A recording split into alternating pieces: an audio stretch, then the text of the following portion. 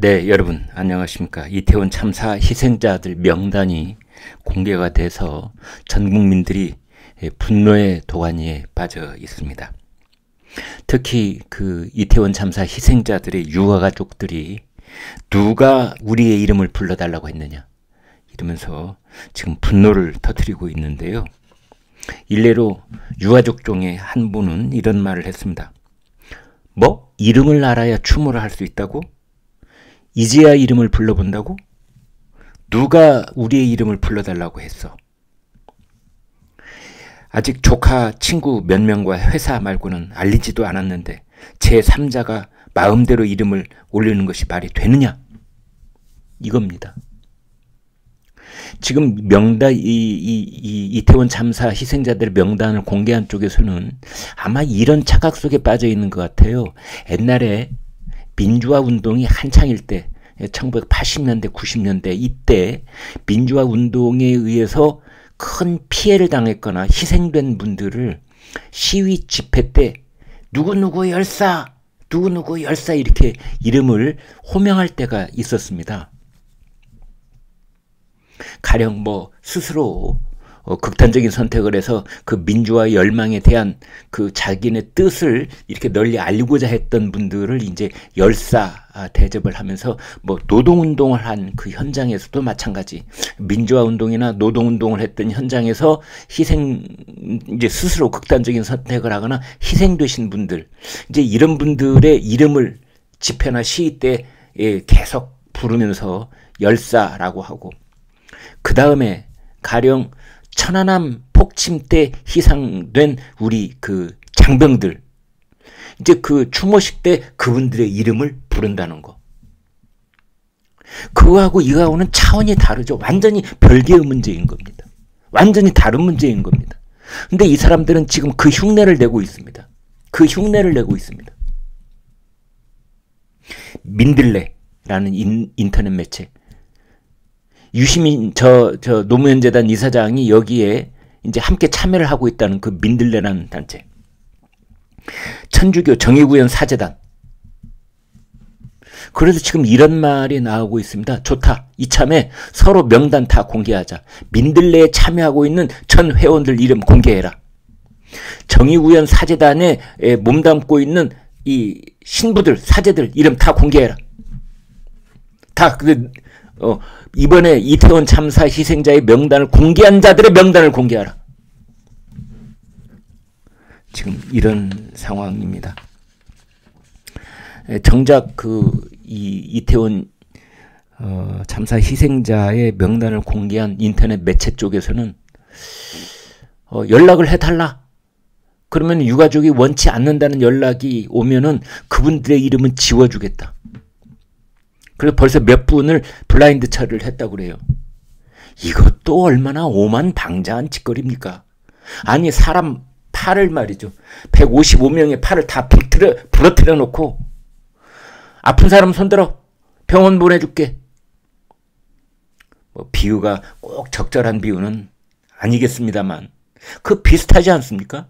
일단 155명을 일일로 세워놓고 갑자기 난데없이 한 대씩 다 여기 부분을 얼굴 부분을 강하게 타격을 다 해놓고 그 다음에 이 가슴 명치 부분을 그냥 정권 주먹으로 쳐놓고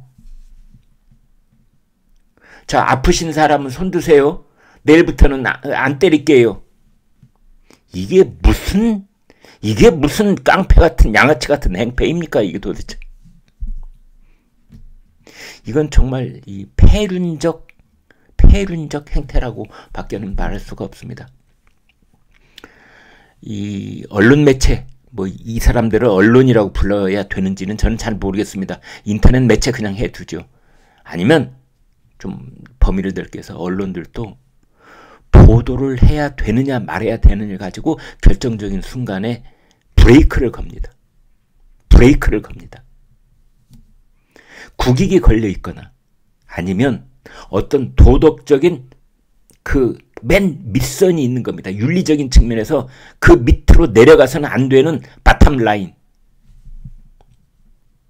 아무리 특종을 했더라도 이게 국민의 보편적 상식에 맞췄을 때 어떤 윤리적 바탕이라고 생각하면 그건 깨서는 안 되는 겁니다. 어떤 특종 기사를 하나 가지고 있는데 그게 보도가 될 경우에 국가의 이익을 중대하게 침해할 우려가 있을 경우에는 그걸 보도하면 안 되는 겁니다.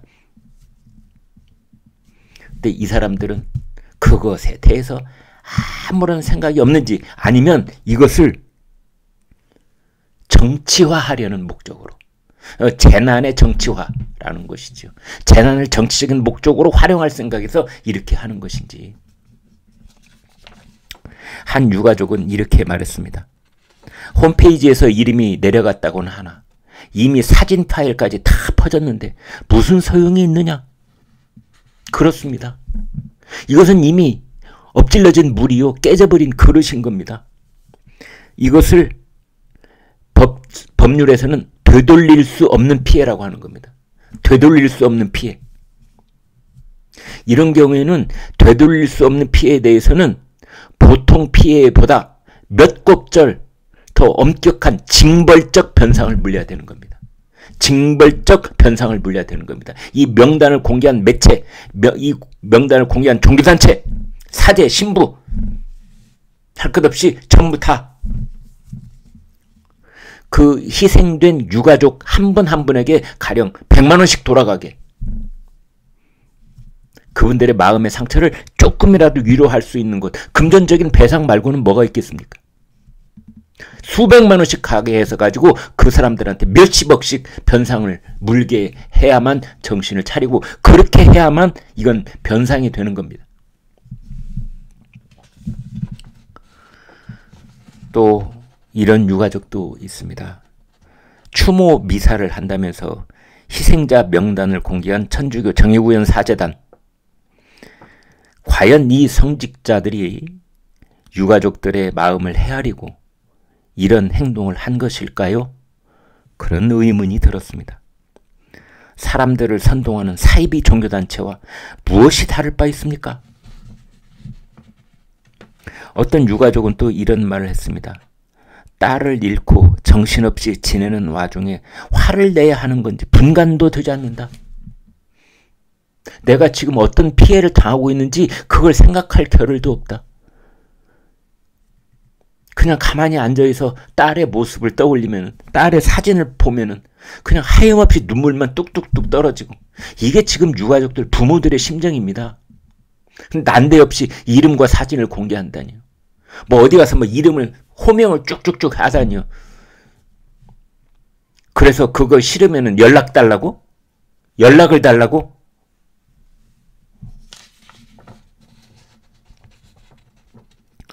모든 사람들이 내 딸아이의 이름을 봐버렸는데 어떻게 조치를 취해야 할지도 모르겠다. 참 기가 막힌 일이 아닐 수가 없는 겁니다.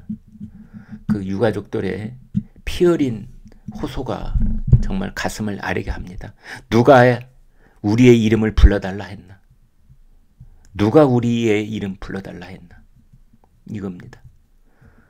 그래서 오늘의 결론은 이참에 이태원 참사 희생자들의 명단을 공개한 그곳에 몸담고 있는 자들의 명단을 다 공개하자. 이게 저의 결론입니다.